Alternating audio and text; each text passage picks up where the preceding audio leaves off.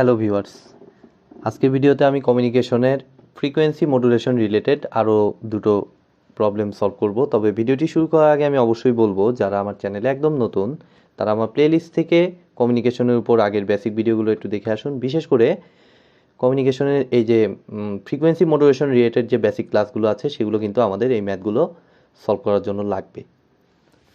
তো দেখুন, আমাদের এখানে ব্যান্ডউইথ রিকোয়ার, এটা বলছে ব্যান্ডউইথ রিকোয়ার্ড কত লাগবে, এটা চাইছে ফর এফএম সিগন্যাল। এফএম সিগন্যালে কত ব্যান্ডউইথ লাগবে এটা বলছে, আর হচ্ছে ম্যাক্সিমাম আমার মডুলেটিং ফ্রিকোয়েন্সি দেয়া আছে, অর্থাৎ এফএম মডুলেটিং ফ্রিকোয়েন্সিটা দেয়া আছে আমাদের এফএম হচ্ছে 3 কিলোহার্টজ,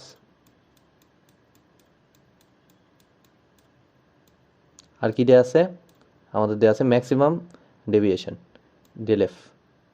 ডেলএফ ম্যাক্স। অ্যাকচুয়ালি এটাও এফএম ম্যাক্স, অ্যাকচুয়ালি লেখাটা ভালো। ডেলএফ ম্যাক্স এটা হচ্ছে আমার কত 25 কিলোহার্টজ। তাহলে আমার এফএম সিগনালে আমার কি করতে হবে, ব্যান্ডউইথ বের করতে হবে। তো কিভাবে বের করতে পারি, আমাদের ব্যান্ডউইথ অফ এফএম, এটাকে প্রকাশ করলাম ব্যান্ডউইথ অফ এফএম। আলাদাভাবে প্রকাশ করার কারণ আছে, কারণ দ্বিতীয় অংশে দেখুন এক্সট্রা একটা কিছু বলছে যে ডিএসবিএসসি ট্রান্সমিশনের ক্ষেত্রে ব্যান্ডউইথটা কত লাগবে, সেই কারণে এটাকে এফএম দ্বারা প্রকাশ করলাম।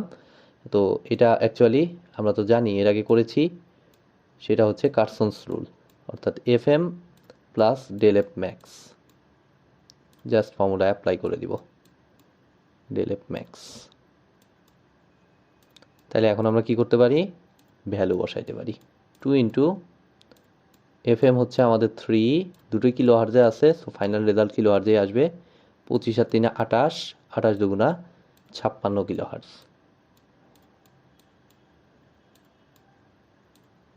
তো এবার আমরা দেখব দ্বিতীয় পার্টটা হচ্ছে আমাদের ডিএসবিএসসি। তো ডিএসবিএসসিটা এর আগে আপনার এসেছেন, মানে দেখেছেন যে কিভাবে আমরা ব্যান্ডউইথ ক্যালকুলেশন করি। তো ডিএসবিএসসি মানে ডাবল সাইড ব্যান্ড। তো এক সাইডের ব্যান্ডে হচ্ছে omega C minus omega M, আর এক সাইডে হচ্ছে omega C plus omega M, যেটা কিন্তু আমার অ্যামপ্লিটিউড মডুলেশন পার্টে আপনারা পাবেন। ঠিক আছে, অর্থাৎ এটাকে তাহলে প্রকাশ করি ডিএসবিএসসি। তাহলে দুইটাকে যদি বিয়োগ করি তাহলে আমরা পাবো কত পাবো, omega C plus omega M থেকে omega C minus omega M যদি বিয়োগ করেন তাহলে 2 ওমেগা এম। ওমেগা বলতে এখানে এফএম, অ্যাকচুয়ালি ব্যান্ডউইথটা আমরা এফএম এ নেই, কখনোই ওমেগা এমতে ব্যান্ডউইথ মাপি না, হার্টজে আমাদের দিতে হয়। ওমেগা মানে তো রেডিয়ান পার সেকেন্ড, সো এটা মাথায় রাখলে আপনারা করতে পারবেন। তাহলে 2 ইন্টু 3, তাহলে এখানে অনলি 6 কিলো হার্টজ, এটার ক্ষেত্রে 6 কিলো হার্টজ। আর যেটা আমি সম্ভবত এই এফএম এর ম্যাথ করার সময় প্রথম ক্লাসে আমি বলেছিলাম যে আমার ডিএসবিএসসিতে ব্যান্ডউইথটা অনেক কম লাগে, মানে অ্যামপ্লিটিউড মডুলেশনেই ব্যান্ডউইথটা অনেক কম লাগে, বাট ফ্রিকোয়েন্সি মডুলেশনে আমাদের ব্যান্ডউইথটা কিন্তু পরিমাণে অনেক বেশি লাগে। তো ঠিক এইটা হলো আমার এই কোশ্চেনটার সলিউশন। তো চলুন এবার দ্বিতীয় প্রবলেমটা সলভ করি। তো দ্বিতীয় প্রবলেম অ্যাকচুয়ালি একটা ইকুয়েশন দেওয়া আছে, ভোল্টে, ভি এর ভ্যালু ভোল্টে, find the modulation index. First of all তো আইডেন্টিফাই করতে হবে এটা কী টাইপের মডুলেশন। ও এখানে বলেই দিছে এফএম বলেই দিছে, সো আর কোনো টেনশন নাই। এটাকে জাস্ট আমি কম্পেয়ার করব, V is equal to AC, যেহেতু সাইনে আছে, এখানে সাইন থাকলে সাইনের সাথে কম্পেয়ার করবেন, কস থাকলে কসের সাথে কম্পেয়ার করবেন। এটা কিন্তু মেজর কোনো ইস্যু না, ঠিক আছে। আমাদের ইস্যু হচ্ছে ওই ব্যান্ডটাই, যে ভিতরকার এই ভ্যালুগুলা হচ্ছে আমাদের ইস্যু।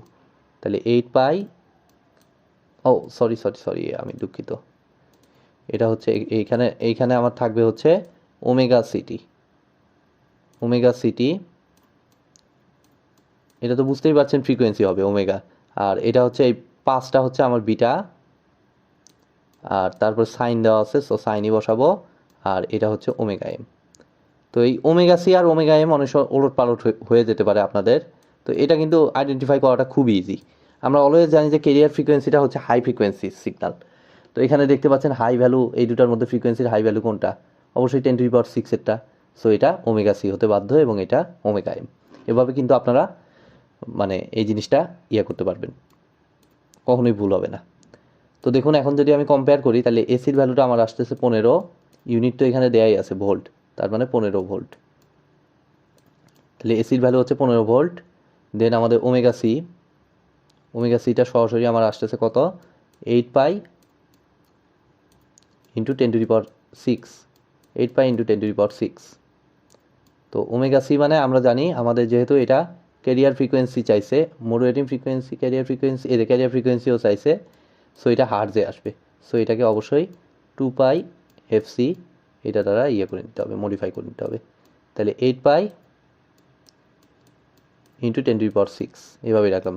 তো এটা যেহেতু ভোল্টে ছিল, সো এই ওমেগা সিটা হার্টজে আসবে অবভিয়াসলি, এসআই ইউনিট যেহেতু হার্টস।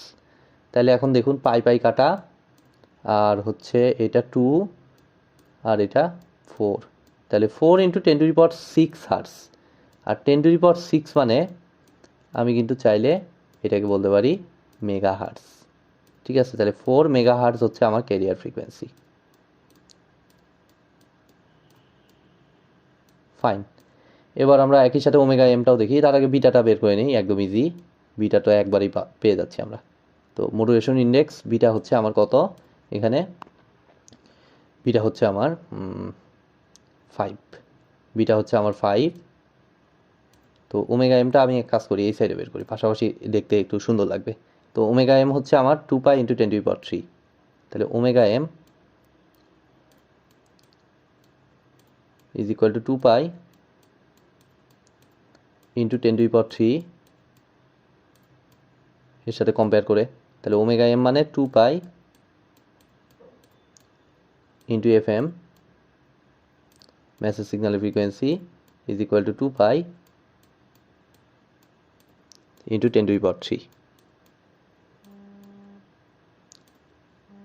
তাহলে 2 পাই কাটা, তাহলে এফ এমটা আমাদের আসতেছে 10 টু দি পাওয়ার 3 মানে হচ্ছে 1 বলতে পারি কিলো হার্টজে। আমি এটাকে কিলো হার্টজে কনভার্ট করে নিলাম। তো এফ এমটাও পাইলাম। পাওয়ার চাইছে, ডেভিয়েশন চাইছে। ও আরেকটা জিনিস ডেভিয়েশন লুকায় আছে, তো ডেভিয়েশনটা আমরা বের করি। ডেভিয়েশনের জন্য আমরা ইউজ করতে পারি এই যে এই জায়গায় বিটার জায়গায়, বিটা তো চাইছেই ঠিক আছে, তার সাথে ডেভিয়েশনও চাইছে। তাহলে del F divided by F M is equal to 5। তাহলে ডেল এফ এর ভ্যালুটা আমার আসতেছে এখান থেকে 5 into F M, 5 into F M. তো এফ এম এর ভ্যালু কত, এফ এম এর ভ্যালু হচ্ছে 1 কিলো হার্টস, মাত্র পাইলাম। তাহলে 5 কিলো হার্টস,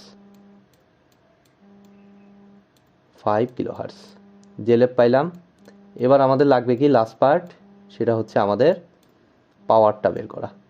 তো পাওয়ার তো এর আগে আপনারা দেখেছেন যে এখানে যেহেতু পাওয়ারটা যেভাবেই থাক, এটার ক্ষেত্রে শুধুমাত্র কেয়ার করব আমি এই যে অ্যামপ্লিটিউডটাকে। ঠিক আছে, অর্থাৎ পাওয়ারটা হচ্ছে আমাদের এসি স্কোয়ার ডিভাইডেড বাই 2 আর, যদি আর এর ভ্যালু দেয়া থাকে। এখানে কি আর এর ভ্যালু কোথাও দিছে? দেখুন তো, আমার আর এর কোনো ভ্যালু দেয় না, তার মানে এসি স্কোয়ার ডিভাইডেড বাই 2 বিবেচনা করব। তাহলে এসি হচ্ছে আমার কত, এসি হচ্ছে 15, তাহলে 15 উপর স্কোয়ার ডিভাইডেড বাই 2, তাহলে 15 স্কোয়ার ডিভাইডেড বাই 2। আমি এটার জন্য আমি একটু ক্যালকুলেটর ব্যবহার করতেছি। দেখুন 15 স্কোয়ার ডিভাইডেড বাই 2, তাহলে মোটামুটি 112.5 ওয়াট এসআই ইউনিটে আসবে, কারণ এটাও এসআই বিবেচনা করছি, এটা তো ইউনিট কনস্ট্যান্ট। তাহলে 112.5 ওয়াট।